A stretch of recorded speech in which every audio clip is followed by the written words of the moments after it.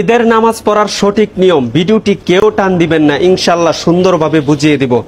আপনি যখন ঈদগাহে ইমাম সাহেবের সাথে নামাজ পড়বেন, ইমাম সাহেব সর্বপ্রথম আল্লাহু আকবার বলে হাত বাঁধবেন, আপনিও হাত বাঁধবেন। তারপর ইমাম সাহেব সানা পড়বেন। সানা পড়ার পর ইমাম সাহেব অতিরিক্ত 3 বার তাকবীর দিবেন। আল্লাহু আকবার বলবেন, হাত ছেড়ে দিবেন। দ্বিতীয়বার আল্লাহু আকবার বলবেন, হাত ছেড়ে দিবেন। তৃতীয়বার আল্লাহু আকবার বলবেন, হাত বেঁধে নেবেন। হাত বাঁধার পর ইমাম সাহেব সূরাতুল ফাতিহা এবং অন্য আরেকটি সূরা মিলাবেন। তারপরে রুকুতে যাবেন, সিজদা করবেন, প্রথম রাকাত কমপ্লিট করবেন। প্রথম রাকাত কমপ্লিট করার পর ইমাম সাহেব আল্লাহু আকবার বলে দাঁড়ানোর পর ইমাম সাহেব সূরাতুল ফাতিহা পড়বেন, অন্য আরেকটি সূরা মিলাবেন।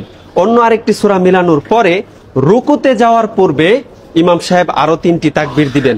আল্লাহু আকবার বলবেন, হাত ছেড়ে দিবেন। দ্বিতীয়বার আল্লাহু আকবার বলবেন, হাত ছেড়ে দিবেন। তৃতীয়বার আল্লাহু আকবার বলবেন, হাত ছেড়ে দিবেন। চতুর্থ তাকবীর আল্লাহু আকবার বলে রুকুতে চলে যাবেন।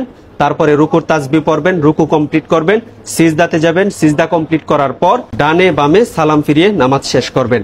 এই ভিডিওটি সর্বোচ্চ শেয়ার করবেন যেন সবাই ঈদের নামাজ সম্পর্কে জানতে পারে, আপনিও সওয়াব পাবেন ইনশাআল্লাহ।